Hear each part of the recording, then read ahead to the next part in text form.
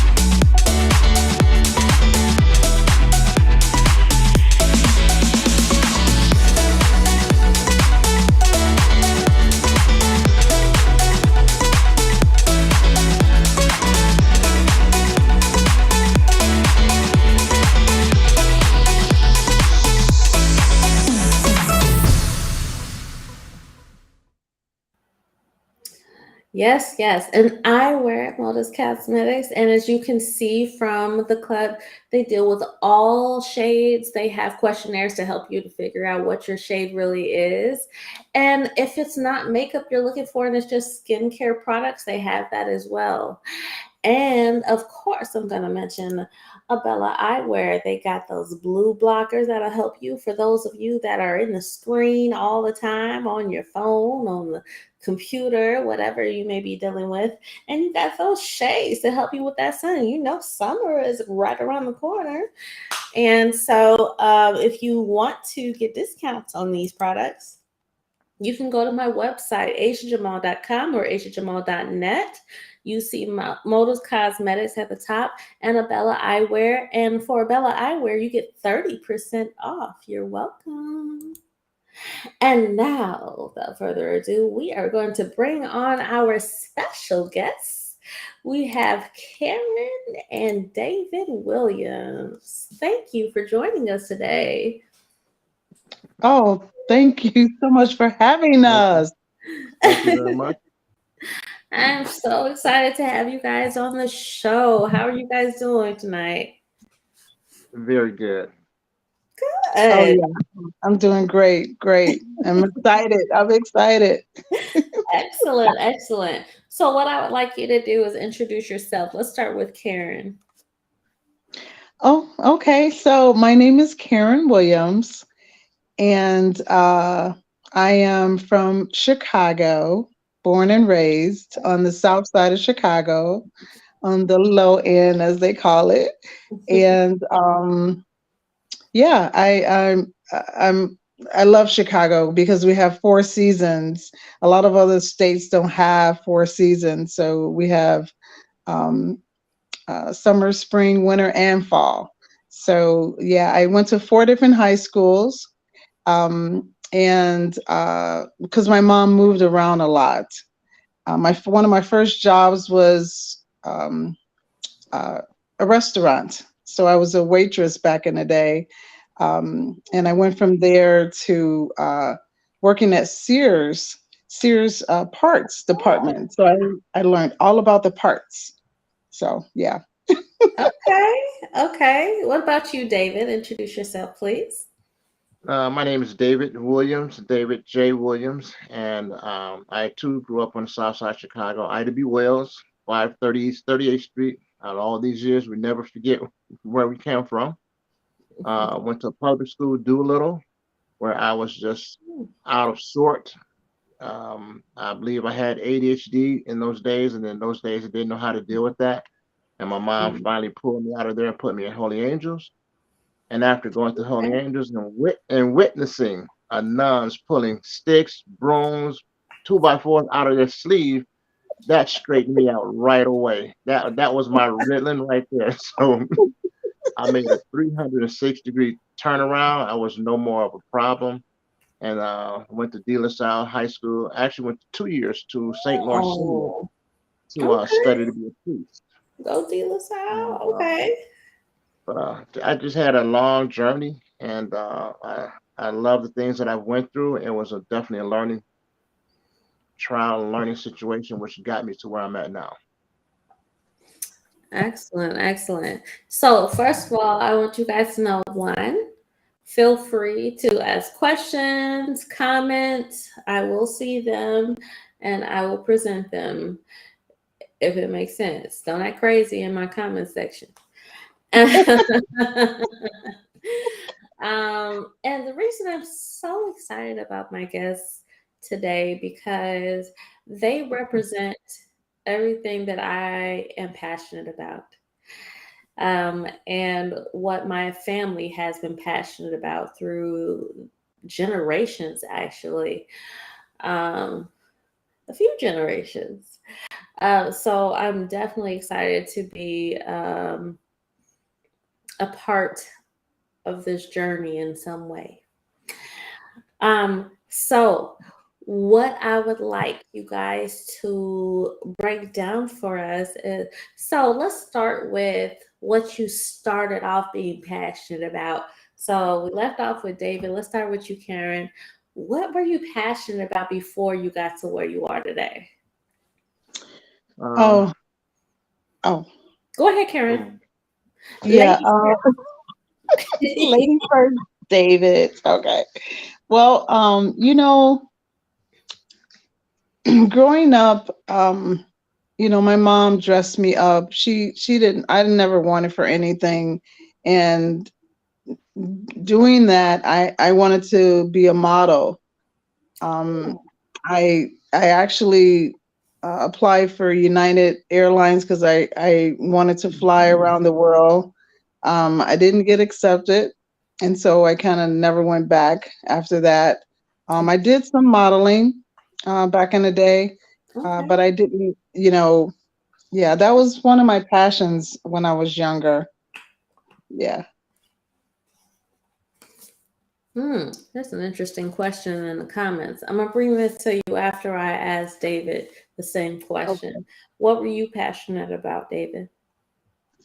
in my younger days, my mom being a single parent, I noticed how she provided for us for the family, and I got a lot of my work ethics from her. We more or less raised ourselves because she was working maybe two jobs, maybe a part-time job. So like every Christmas, she'd call us to wish us happy Christmas. She taught me how to cook at an early age. So I was passionate about learning how to work. And Ida B. Wells, I had gotten a job riding a three-wheel ice cream truck around the projects trying to sell ice cream. And I was in grammar school then, and I was big for my age. So a lot of them they call me Big Dave. I was riding around uh, IW Wells with nunchucks in my little case, just in case somebody tried to take my chain. But the work ethic is what I got from my mom. Yeah, the work ethic is what I was very, very passionate in. Working with my hands. I'm always curious about how things work.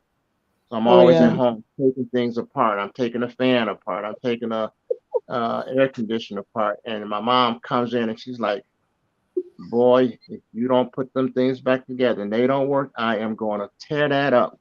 And she raised us with two extension cords wrapped together with duct tape. I knew when I put that stuff back together, it worked. So All right. That's one way to teach a boy how to be a man. Oh my God. So Wait, and I didn't even know that he did an ice cream truck. I just found out about that the other day. I'm like, what? So yeah, so is he the older sibling? yes, yes. I'm Okay. the baby. It's three of Oh, us. baby.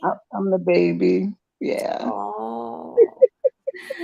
So there's a question, and I'm gonna give a prerequisite to this question because I know who this person is. So Mr. Steve Anderson is asking, 1,000 years from now, what should Black America look like? So just so you know, he's actually the one that got me to you both. Mm, And yeah, he introduced me to somebody, and then somebody introduced me to you guys. The one that called you, that came through Steve Anderson, and he is all about getting us to a place where we're able to develop and grow within our community. hmm So I understand the question because I understand the person. So I'm wondering, with what it is that you guys are doing, are you thinking that far ahead?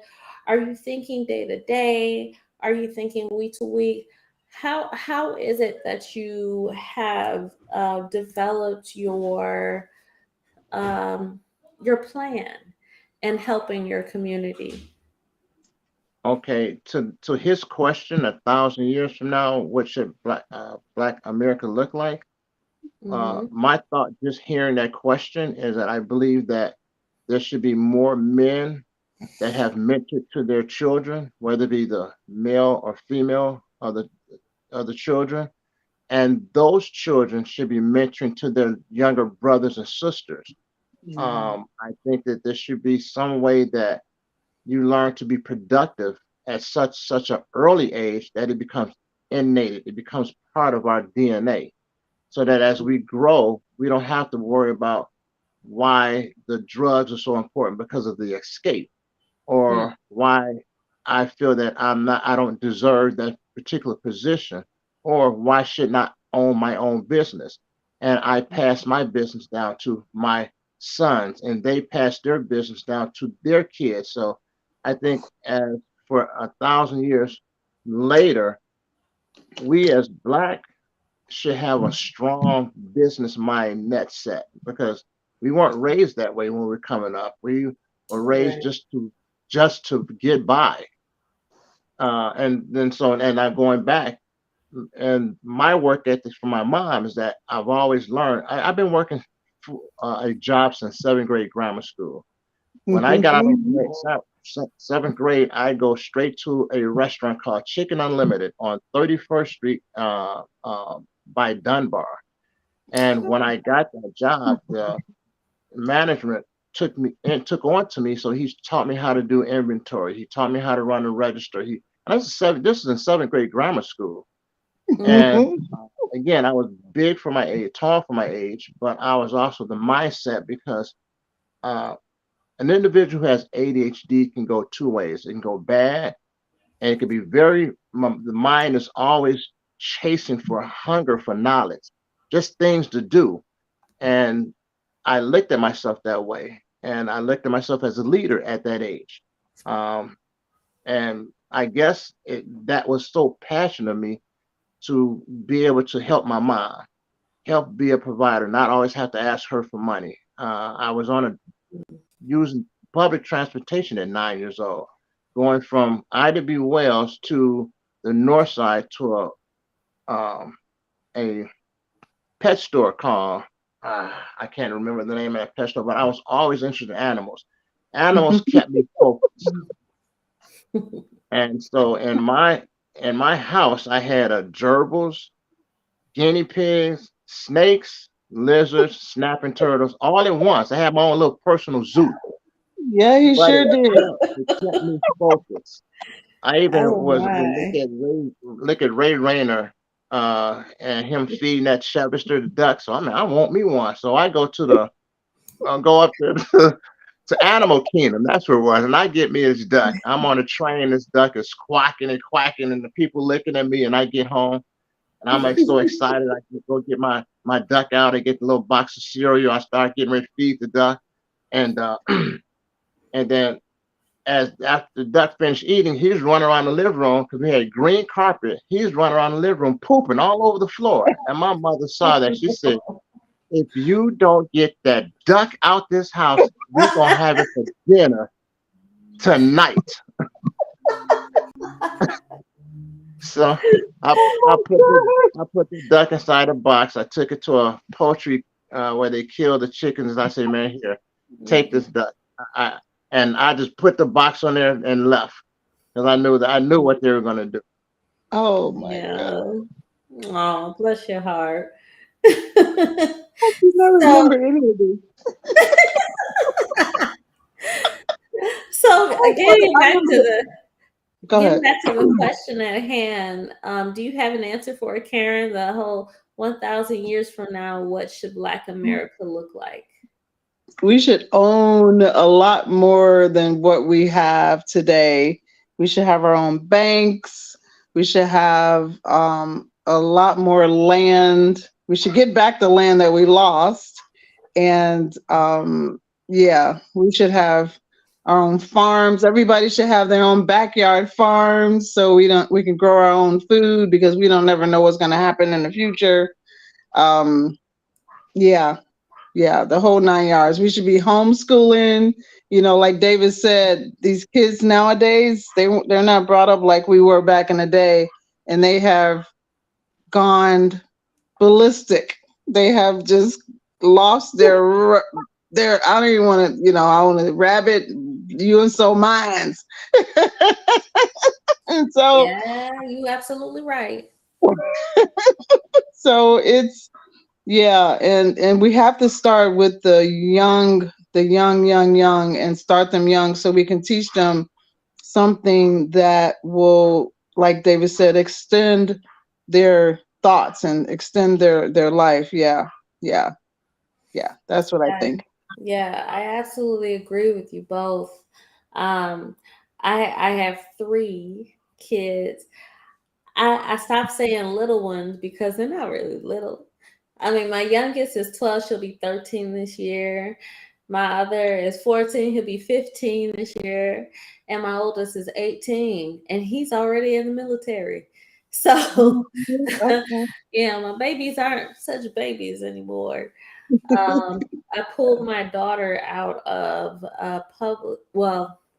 I pulled her out of the traditional public school, put her online. I say traditional because the online classes are actually connected to the public school system, so it's actually free. And I did that because of the fights, the violence, and things like that that was going on in the schools. They're going ballistic, and Mhm, um, when I took her out of that. Um, I actually found out that she says to me that she learned more with this homeschool program than she did the entire time that she was in the public schools. She mhm, said, "I mhm. never learned so much before, and it was just a couple of months." She's like, I have Wow. to learn so much more here than I've done the entire time that I've been in school. And her grades went up and everything was better. She didn't have to worry about getting beat up. And I with me working from home most of the time, I'm able to impart, that knowledge that we don't hear them getting in school. I'm able to Mm-hmm. teach her those things. Mm. So it's, That's it's good. amazing how big of a difference it is, especially since people are pulling so many things out of schools now. And I want to know, Yes. so are you guys keeping up with the news now, and what's going on with politics at this time? Are you guys keeping up with that? Actually, actually, I just recently moved, and I actually I haven't set up my TV. Oh, Actually, okay. yeah. Okay. What about you, David? Do you know what's I, going on right now, politically speaking? You know, and most of the things that we are hearing about is just the violence, the kids who are just kind of going downtown, being so destructive. Hmm. The war in Russia and Ukraine, which is causing a lot of gas prices to go up, food prices to go up. But Yeah. Absolutely. Have you heard about the teachings that they're trying to pull out of the school systems? the what again? The teachings that they're trying to pull out of the school systems? No, I have no, not. no, I have not.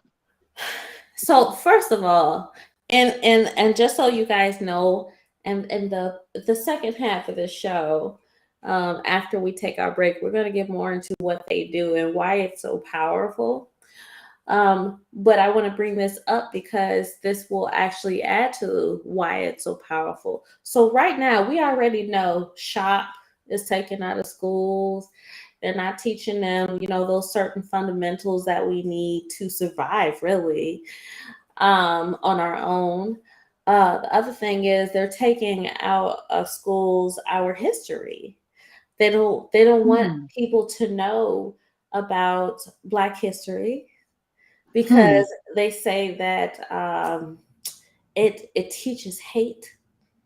It teaches them that um, America was full of hate, and it's not true, and they're teaching them to focus on race. Mind Wow.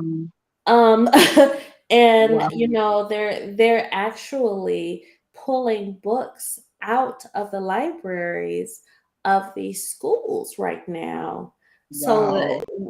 that our kids won't learn our history. There's other things too, but that's a whole nother show altogether. I don't even know if I've read it, but but how do you feel about that fact? Because you guys, you're past all of that as far as your schooling is concerned. But how do you feel about the fact that our upcoming generation is not allowed to learn about those things in school?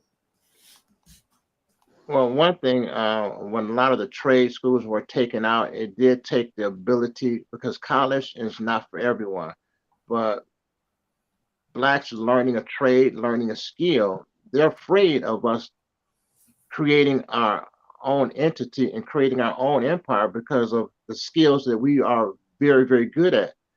And so, in order to keep us at how can I say, keep us stagnated, they take those things away. And then now to take our history away, there has to be a way that there is there is a way to have blacks come to an area where they could be taught or learn. It's almost you have to do this undercover because they feel that Yeah. we're trying to actually come together to overpower them.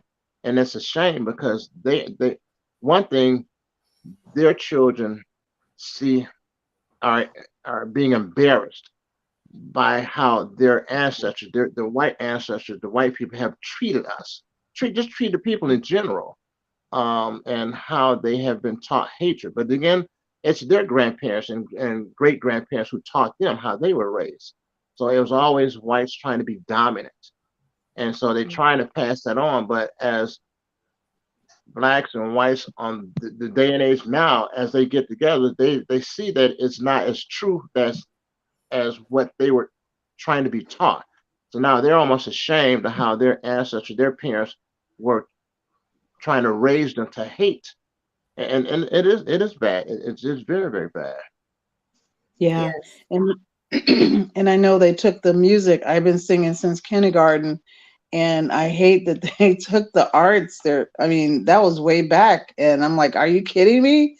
And but yeah, it's a lot of things that they're taking away that I'm very upset about. Yeah, me too.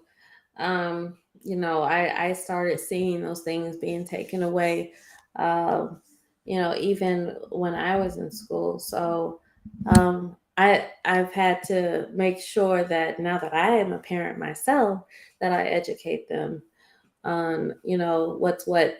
I think the cool thing about having social media and YouTube and things like that is, guess what? You can't get rid of the education because people are putting it out there, right? Yeah, yeah, yeah, yeah. YouTube University. Right, exactly. YouTube University. So you can take the books out if you want to, but we still got that information out there. Yeah, yeah, Um, yeah. What's to say? Modern day book learning looks awfully like book and curriculum bans. Yes, actually, that's exactly what's going on. Is they are banning certain books. They are banning certain curriculums. Um, Yeah. Critical race theory. They're making it very political, which doesn't make sense to me because it's not a political thing. It's just Mm-hmm. history. you Yeah. know Yeah. why Yeah. they've attached politics to it, it doesn't make sense to me. Mm-hmm. Um, but Yeah. just okay, not moving away from that, but understanding that we all need each other Mm-hmm. to function and grow in this country. So yes, Yes. we need more support in our communities. Yes, we need more support, with one another. But it's like, they're acting like we don't all need each other. This, in my opinion, you can tell me how you feel. This is not conservatives versus liberals, Republicans versus Democrats. You know, Mm-hmm. you Yes. can't even say blacks versus whites because we have so many different nationalities here. Mm-hmm. We all need each other. So Yep. I feel like, the agenda and trying to make us fight each other, um, it's destructive. Yeah. Yeah. It is very destructive. So And I do. what is your stance on, what you see going on around you as far as that is concerned? Well, I know I just saw on the news, well, on the internet, because I haven't watched TV in a while, and they were beating up this couple downtown Mm, Chicago, and it was yeah. horrible. And Good.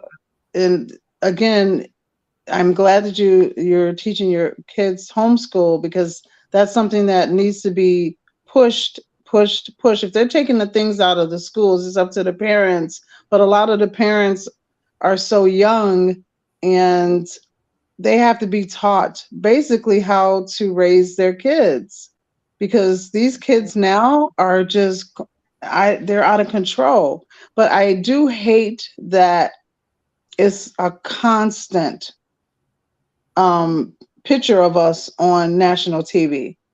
It Yeah. should be more of the positive showing of African Americans and any race for that matter. But it's like every day, all day, is the news media, and they're downgrading our African Americans, and it's really sad. It's really sad. Constantly, every day, every day. It's like negative, negative, negative, negative.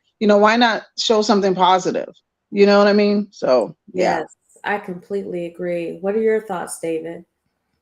One thing I look at is how different cultures survive and grow. And I'm speaking like Hispanic families. Hispanics will live in the same home. They will build their community. They'll go out and buy property, but they stick together. Chinese, like Chinatown. No other culture will move up into Chinatown because they are so. And not saying that they would ban you from coming in there, but it's Right. like they have a network of growth, where they want to go, how they want to achieve things in life. Hispanics does the same thing too, and Mhm. it's a shame that us as blacks can't come together. It's always like crabs in the barrel. One's always trying to pull the other one down because either you're jealous, trying to see the other one get ahead, or it's why Yeah. can't we not do this together? And so it's going to be a challenge. Yes, absolutely. I completely agree with you. Um, Yeah. so we're gonna dig further into this because this actually leads into what you're doing today. At this time, we're going to take a little break. I know listeners and viewers are getting into this because this is deep. But for those of you that are watching via YouTube, this is what I want you to do.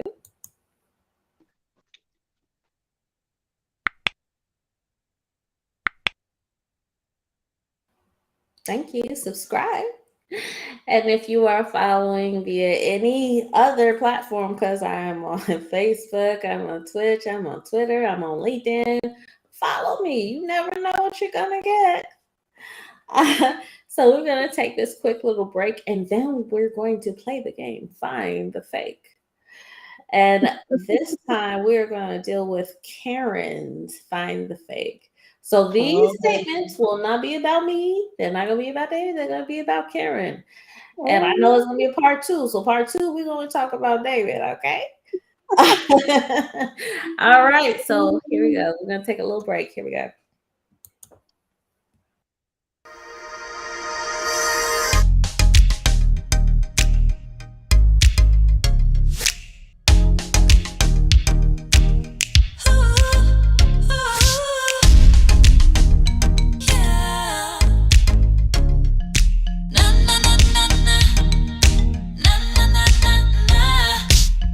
Hi, I'm Asia Jamal Rogers, and I'm a singer, songwriter, choreographer, voice actor, and I'm the creator and talk show host of P.U.R.E Live.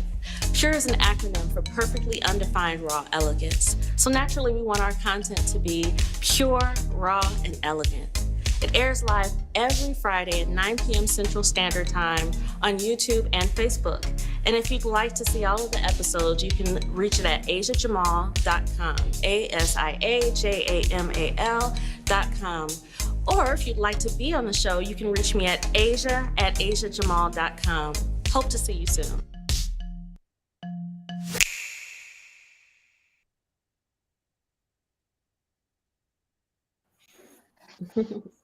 Hope to see you soon. Um, wow. you can also go to my website and there's a form on there to join the newsletter. You can leave comments there as well, and I read them personally, I promise you. So here we go. We're about to play the game Find the Fake. The objective of the game is you're going to see four statements. And in these four statements, you have to guess which one is fake. If you guess correctly, you may win a prize. So here we go.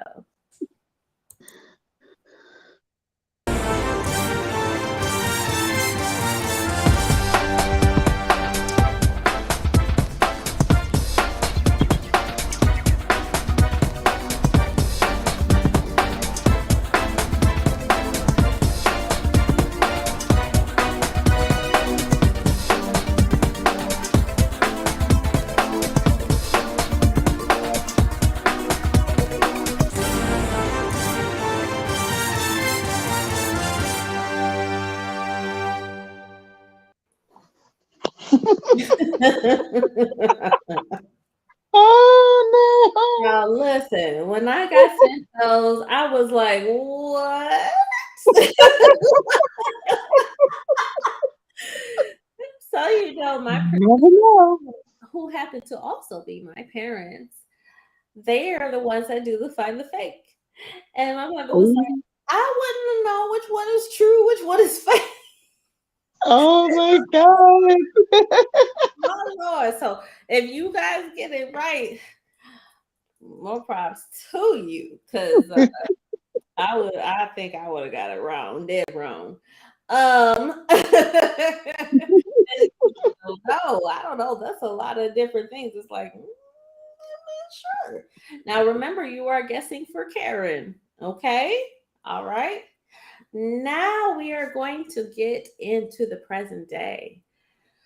So, you guys have gone through so many things. You've seen so many things. What I want to know is what encouraged you to get into what you're doing today. So, first, before we get into the encouragement part, tell the viewers what you're doing now. So, we're going to start with David this time since I always do you first. What I am actually, well, first I'd like to explain to you uh, how I how I got into what I'm doing, and then the reason why I'm doing this. Um, Back in the days when drugs was easy to get to, and that was an escape. It was something to do. I got involved with drugs, and the reason there's two things I want to kind of point out. I will never change where I've been because it was a learning experience and it was something that was necessary for me to go through.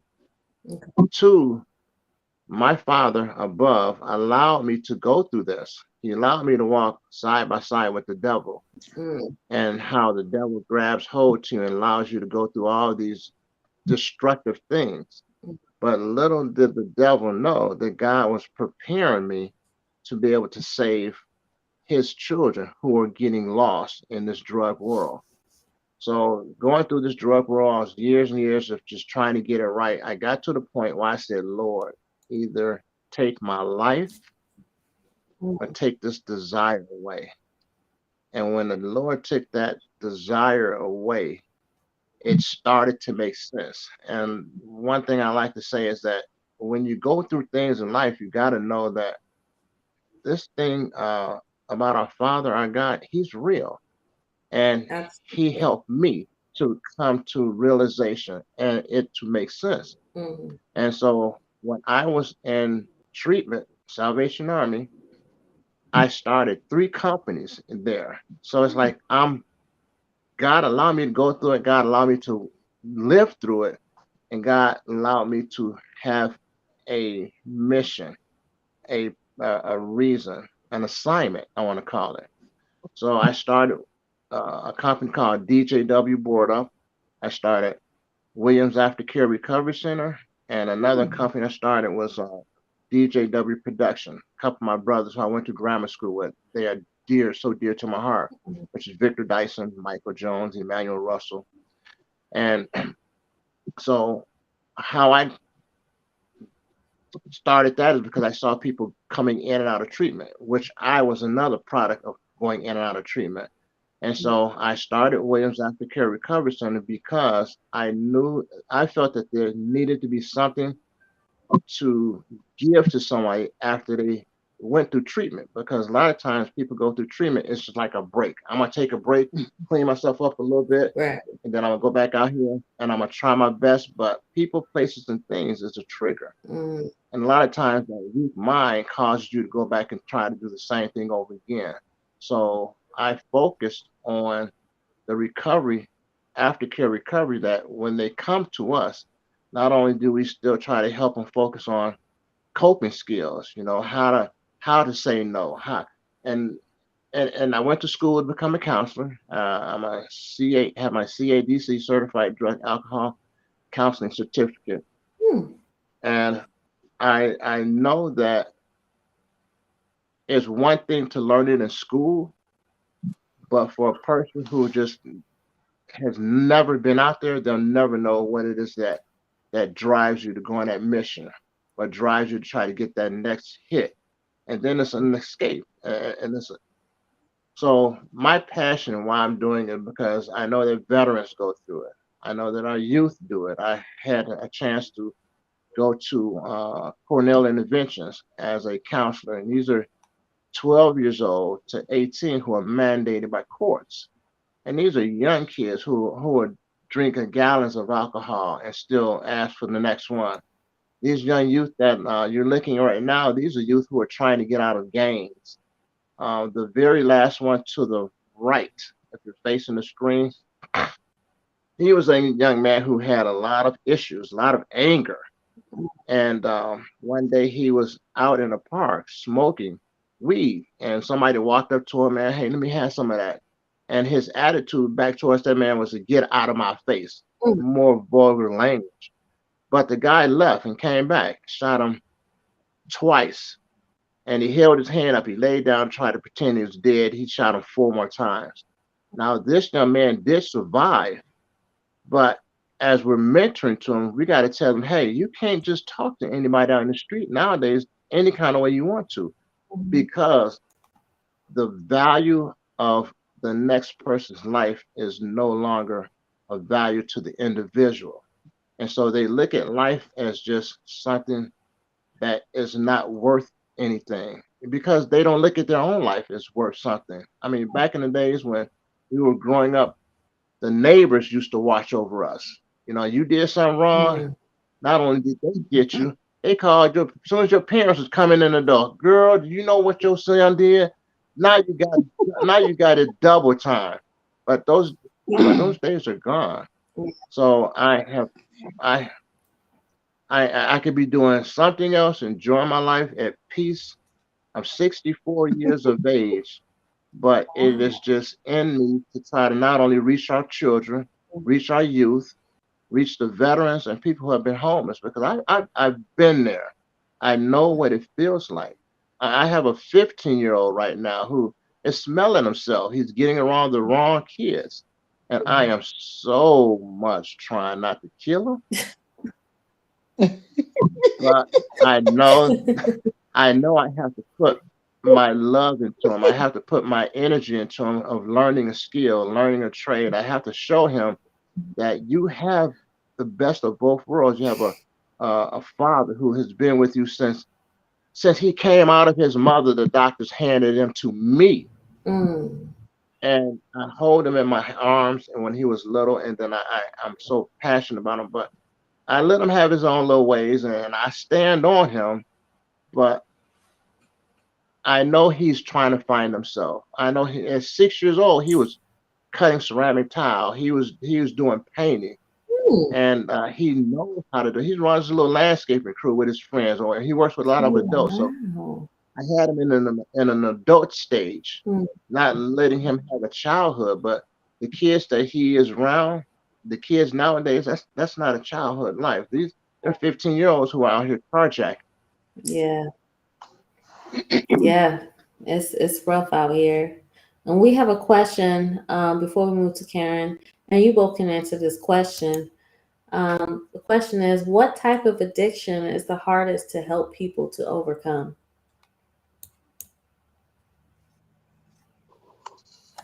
I feel that all of the addictions are pretty much hard, and a lot of times some people would disagree with me as far as it being a disease. But addiction is a choice. It's a choice to pick up. It's a choice to use. Is if Mm. if I chose to say I don't want this disease anymore, meaning illness, and I say I don't want this disease anymore, you can't just say I relieve myself of the disease, but you can say I can relieve myself of alcohol use. I can relieve myself of heroin use. I can relieve myself of uh, rocks, cocaine, Mm. but not picking it up. So that can be a choice. Okay. But the mind is so trained to using, it becomes part of your life. Mm. Uh, I, out of 25 years of being clean, I still have dreams. And I wake up sweating. I wake up thanking God that it was only a dream. A lot of times, those dreams in other people is a trigger and it causes them to go back out. Some things that happen in their life that they can't deal with or they can't come to grips with, Mm-hmm. no matter what it is. A lot of times that drug is as an escape, a temporary escape. But as far as that question, heroin would be probably one of the most hardest things to break, is because it is in your system, it is in your bones, and it cause it, you could detox, and some of the things like Dr. Sabe, he has solutions on how to purify and cleanse your system, and it's just getting out of the system. Hmm. So, do Yeah. you agree, Karen? Um, yes. Well, yeah, like you said, it's it's a choice. And I did cocaine, I distributed it and I did it personally. And I used to smoke cigarettes. And I said, God, take the taste out of my mouth. Mm. And he did. I stopped smoking like in a matter of, so long ago, probably in a couple of weeks, maybe a month. I just stopped. And so it's a choice. And like you said, the heroin is the pain that you go through. I remember watching a movie with Leo DiCaprio. Is Yes. that his name? Oh my God. He played that role. Oh my God. I'm like, is that what they go through? But then you see some movies on, what they have to go through with heroin addiction. Like But Ray yeah, I used to freebase Charles. cocaine and Mhm. yeah, yeah. So yeah, it's a choice, I think. And you have to have the willpower. Alcohol is what David said, you don't think it's addiction. It is a choice, but it keeps calling back at you, it's but you have to have that strong, strong willpower just to say no. So let me ask you this, and this is why I knew this was going to be a part two, because we getting real close to that end time, but I have so many questions.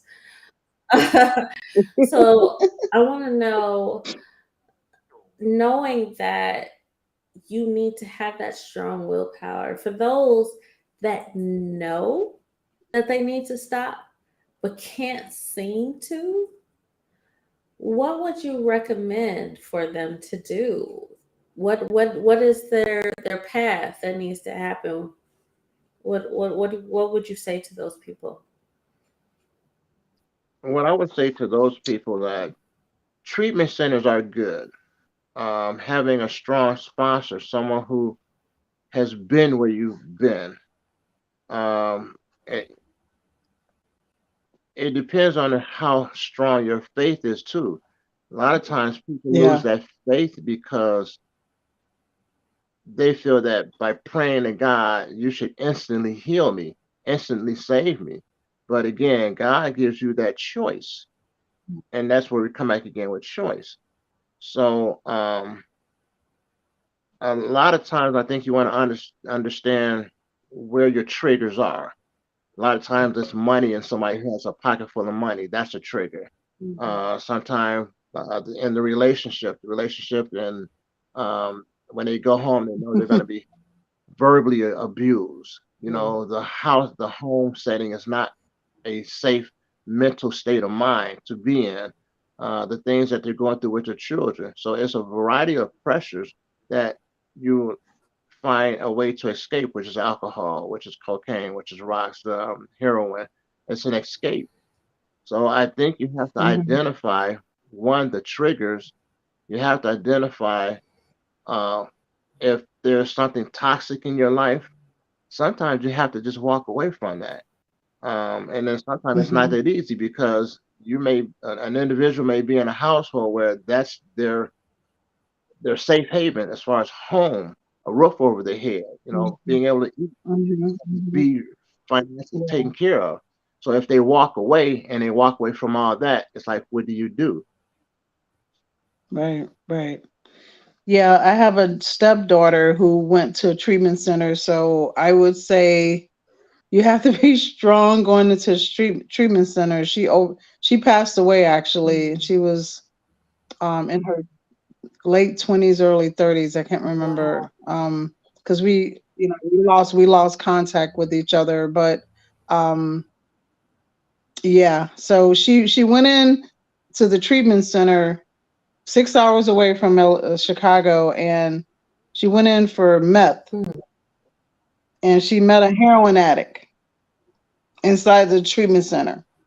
And, they started dating or whatever. So she came out of it, and then she started doing heroin, from methadone, not methadone, meth to, yeah, yeah, yeah. So, yeah, it all depends. You have to have, and she overdosed several times doing meth. And I was like, okay, doesn't that give you the power to say, okay, I need to stop because I almost died? But no, they want to go back and get that high again and again and again. And she was my beautiful Becky. Yeah, mm. yeah. So, before uh, time flies so fast, we got 9 minutes left. Before, and this is why I already knew there was going to be a part two. I knew there was going to be a part two. But before we close, I want to make it clear why I call this what I called it, and it says our local heroes. The reason I called it that is because you guys are trying to assist with some very important needs.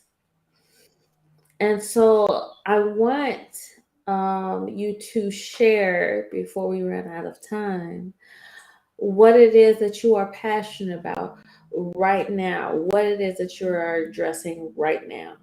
I want to start with David.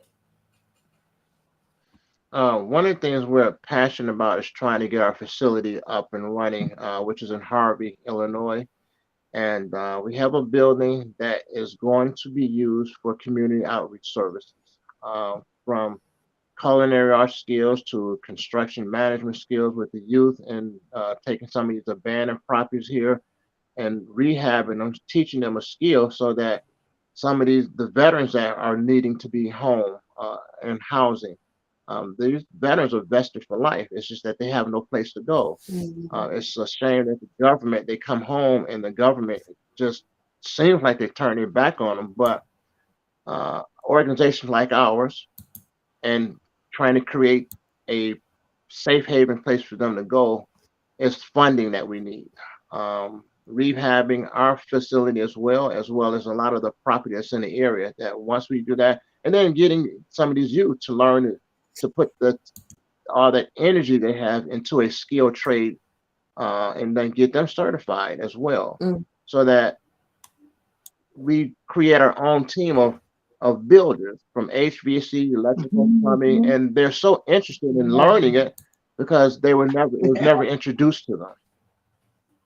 mm. So, uh, yeah, my great Karen, yeah. your passion. Oh my God. My passion, um, my passion is real estate and money and getting people money. And but in order to do that, you have to, for the Williams Aftercare Recovery Center, we can't just put them into, getting the money and getting them, uh, because you have to get them out of that drug mentality, because if you get, fix their credit and get the money, they're just going to go use. So we have to get them out of that area of using the drugs and being destructive, Mm, into a mindset where, once they're off of the drugs, here's what you can do, here's how you can generate income, here's how you can create generational wealth. And that's something that I'm really, really passionate about. And that's a focus that I'm working on right now, is that will be something that will implement into the recovery home, because eventually you have to go out and live. You can't live in a rooming house the rest of your life unless that's what you want to right. do. But we do temporary to permanent housing, which means you're here temporarily, but we're going to teach you how to get your own house, and but you have to know before you get that house, you got to cut the grass, you got to pay the lights, the gas, the water Right. bill, and keep the maintenance up. And yeah, yeah. So I'm excited about Yes, that. absolutely. And I just want to show you guys, take a moment, write this down. This is their social media. Give you a second to go ahead and write all of this information down if you want to reach out and contribute. And understand that there's more contribution than just finances. There's volunteer work. There's, other things that you may want to donate. However, you think you can help and contribute. Um, from the little time that I've known these beautiful people, I realized that they are the real deal. So, reach out and see what you can do. This I want to show you that they are about it. When people say you can talk that talk, but let me see you walk that walk, they've already reached out to get financing and things of that nature. So they are not looking out for just, gimme, gimme, gimme, give me your money. These are not scammers. These are people that are really walking the walk. I would not say that if I didn't believe it in my heart of hearts. Um, Also, if you guys just want to reach out to me, you can do that as well. Um, and you should know all of my social media by now, but if you don't, here's all of my social media. You can reach out to me. I'm going to continue to stay in contact with them because I'm going to be a part of their growth. I pledged to do so.